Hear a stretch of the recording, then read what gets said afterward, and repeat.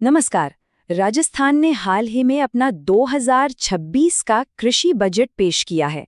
तो चलिए इस विश्लेषण में गहराई से उतरते हैं और देखते हैं कि किसानों और राज्य के कृषि भविष्य के लिए इसमें क्या कुछ खास है। बजट की शुरुआत ही पंडित दीनदयाल उपाध्याय के इसी विचार से होती है, जो एक तरह से इस पूरे बजट की नींव है। मतलब ये साफ है कि सरकार का मानना है कि असली तरक्की का रास्ता गांवों और खेती को मजबूत करने से ही होकर गुजरता है। और इसी सोच को आगे बढ़ाते हुए एक बहुत बड़ा लक्ष्य सामने रखा गया है, विजन 2047। मकसद है राजस्थान को देश की एक बड़ी टेक्नोलॉजी पर चलने वाली कृषि महाशक्ति बनाना। ये एक बहुत महत्वाकांक्षी प्लान है जो आने वाले कई सालों के लिए एक दिशा तय करता है। अच्छा, राजस्थान की बात हो और पानी की बात न हो, ये तो हो ही नहीं सकता। ये वहाँ की सबसे बड़ी और सबसे बुनियादी चुनौती है। तो सबसे पहले आइए देखते हैं कि बजट इस समस्या से निपटने के लिए क्या समाधान लेकर आया है। तो ये है पहली और शायद सबसे ऐतिहासिक घोषणा, 2000 करोड़ रुपए। इस रकम से यमुना का पानी हथनीकुंड बैराज से शेखावाटी इलाके तक लाया जाएगा। देखिए, ये सिर्फ एक प्रोजेक्ट नहीं है, बल्कि समझिए कि 30 साल का एक लंबा इंतजार खत्म हो रहा है, जो उस पूरे इलाके की तस्वीर बदल सकता है। अब देखिए, पानी लाना एक बात है, लेकिन उसे सही तरीके से इस्तेमाल करना वो उससे भी ज्यादा जरूरी है ना।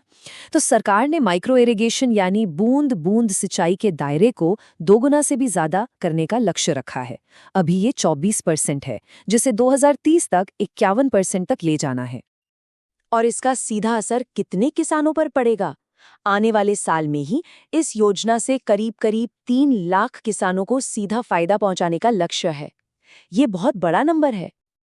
और पानी बचाने और जमा करने की कोशिशें यहीं नहीं रुकती।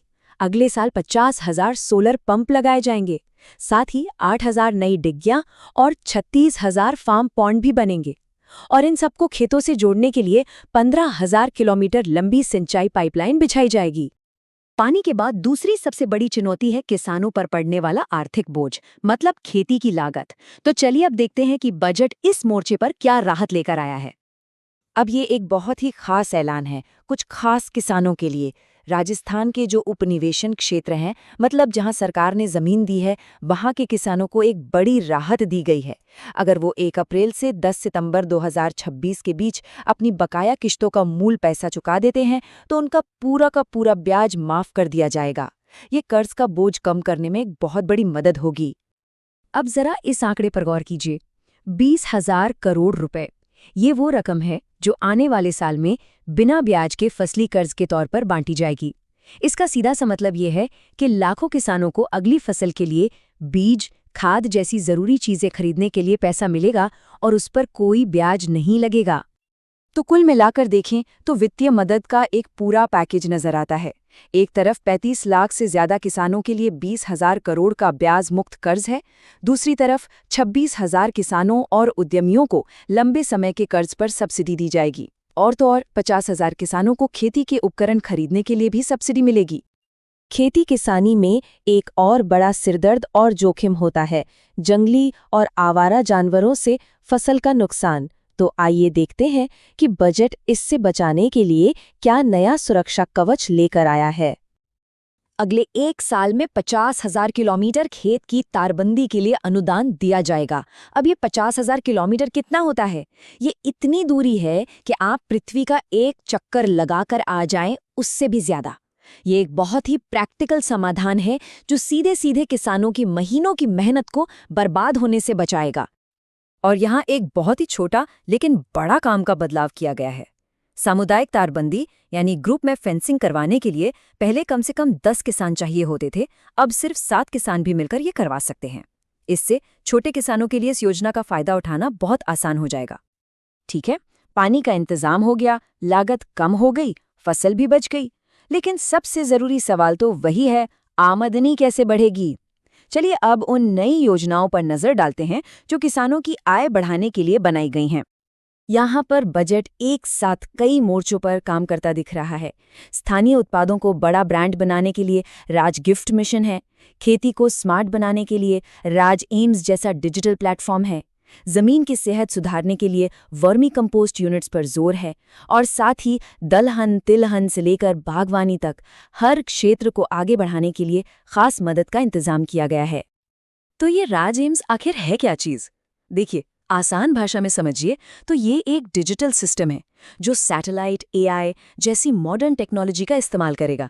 इससे किसानों को सीधे उनके फोन पर मौसम के खतरों की चेतावनी, कब कौन सी बुआई करनी है, उसकी सलाह और फसल की सेहत कैसी है, ये सारी जानकारी मिलेगी। और ये जो मिशन राज गिफ्ट है ना, इसका मकसद बहुत सीधा है।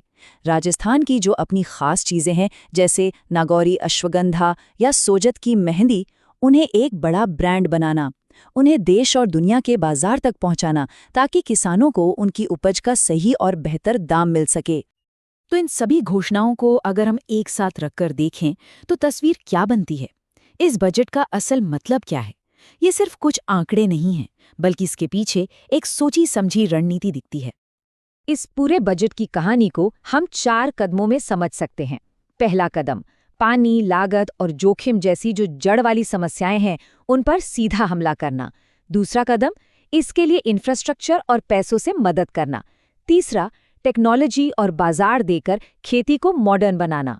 और इन सब का आखिरी लक्ष्य है एक ऐसा मजबूत और फायदेमंद कृषि भविष्य बनाना। देखिए, कागज पर तो योजनाएं बहुत अच्छी दिख रही हैं, विजन भी बहुत बड़ा है, लेकिन सबसे बड़ा और अहम सवाल यही है जो सोचने पर मजबूर करता है, ये सारी घोषणाएं कागज से निकलकर असल में खेत तक कैसे और कितनी असरदार तरीके से पहुंचेंगी? क्योंकि असली सफलता तो इसी बात पर निर्भर करेगी।